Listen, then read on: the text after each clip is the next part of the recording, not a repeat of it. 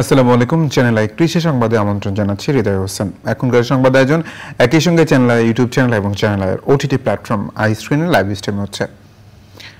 যশোরে পাটের ফলনে কিছু সমস্যা হলেও জাগ দেয়া পাটে পর্যাপ্ত পানি থাকায় পাট বিক্রি করে ক্ষতি পুষিয়ে নিতে পারবেন কৃষক। জাগ দেয়া পাট ধুয়ে ঘরে তুলতে ব্যস্ত সময়ে পার করছেন তারা, তবে কাঙ্ক্ষিত দাম পাওয়া নিয়ে সংশয়ে চাষিরা। যশোর প্রতিনিধি আকরামুজ্জামানের রিপোর্ট। গত কয়েক বছর ধরে দেশের দক্ষিণ পশ্চিমের জেলাগুলোতে খরা ও অনাবৃষ্টির কারণে পাট চাষ ব্যাহত হয়ে আসছে।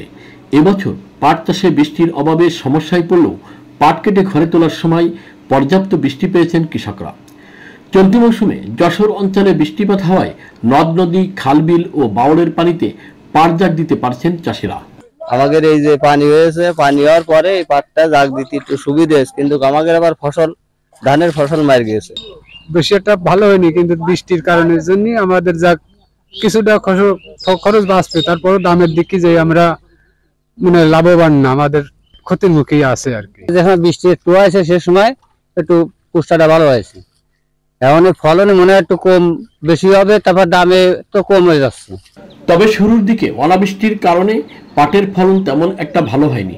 সেচ সহ আনুষঙ্গিক খরচও বেড়েছে। এজন্য পাটের কাঙ্ক্ষিত ন্যায্য দাম নিশ্চিতে সরকারের হস্তক্ষেপ কামনা করেছেন কৃষক। মিডিয়াম পাট অন্য বারের তুলনায় একটু কম, তারপরেও সন্তুষ্ট আমরা। মাঝে একটা বর্ষার জন্য পাটটা একটু কোন রকম হয়েছে, এটা রোগ দেখা দিয়েছে, পাটের গুঁড়া শুকিয়ে গেছে।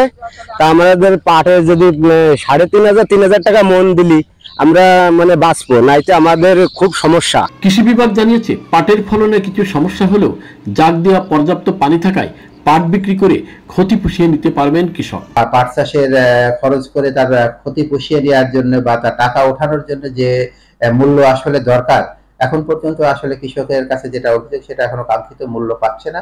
তবে আমরা মনে করছি যে ভালো যে পাটটা আছে এটা যদি 3,000 টাকা 3200 টাকা যদি মূল্য হয় পার মন, সেক্ষেত্রে কৃষক লাভবান হবে। চলতি মৌসুমে যশোরের 23,570 হেক্টর জমিতে পাট আবাদ হয়েছে বলে জানিয়েছে কৃষি সম্প্রসারণ অধিদপ্তর। যশোর থেকে আকরামুজ্জামান, চ্যানেল আই। সিরাজগঞ্জের বিভিন্ন উপজেলা কৃষকের বাড়ির আঙিনায় জনপ্রিয় হয়ে উঠেছে বস্তায় আদা চাষ। কৃষি বিভাগের সার্বিক সহযোগিতায় প্রতি স্থানে এই চাষাবাদে ব্যাপক লাভের আশা করছেন স্থানীয় কৃষক। সিরাজগঞ্জ প্রতিনিধি ফেরদৌস রবিনের পাঠানো তথ্য চিত্রে সৈয়দ অদিতের রিপোর্ট। সিরাজগঞ্জের কৃষক এতদিন সমতল ভূমিতেই আদা চাষ করে আসছিলেন। গত বছর স্থানীয় কৃষি বিভাগ অল্প সংখ্যক কৃষকদের মাঝে নানা উপকরণ দিয়ে বস্তায় আদা চাষের প্রতি আগ্রহী করে তোলে। এতে লাভবান হওয়ায় এবার সমতল ভূমির পাশাপাশি বস্তাতেও লক্ষ্যমাত্রার চেয়ে দ্বিগুণ জমিতে আদা চাষ করছেন তারা। কৃষক জানান, বস্তায় আদা চাষ একটি আধুনিক টেকসই প্রযুক্তি।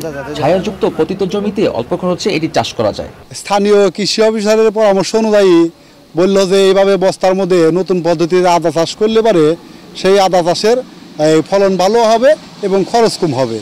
এইবার প্রথম বস্তা আদা চাষ করছি, যে পরিমাণ ফলন হয়েছে তাতে প্রত্যেক বস্তায় 3 থেকে 4 কেজি আশা করা যায় পাবো। তো সালা গাড়ি আবার নতুন করে দিছি আমরা, তাতে দাদা পরিবর্তন ভালো, গাছের জোর ভালো দেখতেছি। নতুন প্রযুক্তিতে যে আদা চাষ হচ্ছে এইটার উপরেই আমরা এখন জোর দেব। স্থানীয় কৃষি বিভাগ জানিয়েছে, আমদানি নির্ভরতা কমাতে মশলা জাতীয় ফসল আদা চাষ সম্প্রসারণে নানাভাবে কাজ করছেন তারা। বস্তায় আদা চাষের কৃষকের যথেষ্ট আগ্রহ পাচ্ছি এবং কৃষকরা এরা সামনে সময় এরা নিজেদের উদ্যোগেই এই আদা চাষটা, এই মশলা জাতীয় চাষটা সম্প্রসারণ করবে, যাতে আমাদের বহির্বিশ্ব থেকে আদাটা আমদানি না করা লাগে। তা আমরা যদি এই বস্তায় আদা চাষের মাধ্যমে আমাদের পারিবারিক চাহিদাটা পূরণ করতে পারি, সেক্ষেত্রে কিন্তু আমাদের পারিবারিক ডিমান্ডটা ফুলফিল হবে এবং কৃষককে কিন্তু আলাদাভাবে বাজার থেকে কিন্তু মশলাজাতীয় ফসলটা ক্রয় করতে হবে না। এর ফলে কিন্তু আমাদের সামগ্রিক চাহিদার উপরে একটা চাপ কমবে। চলতি বছর জেলায় 25,500 হেক্টর জমিতে আদা চাষের লক্ষ্যমাত্রা ধরা হলেও চাষ হয়েছে 52,000 হেক্টর জমিতে।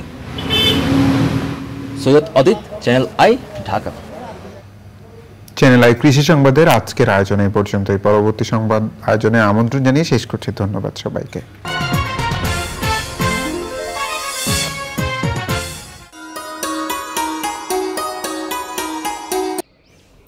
না, কিছু লাগবে না। বলো না প্লিজ। সঞ্চয়িতা আর আর কি বলো? আর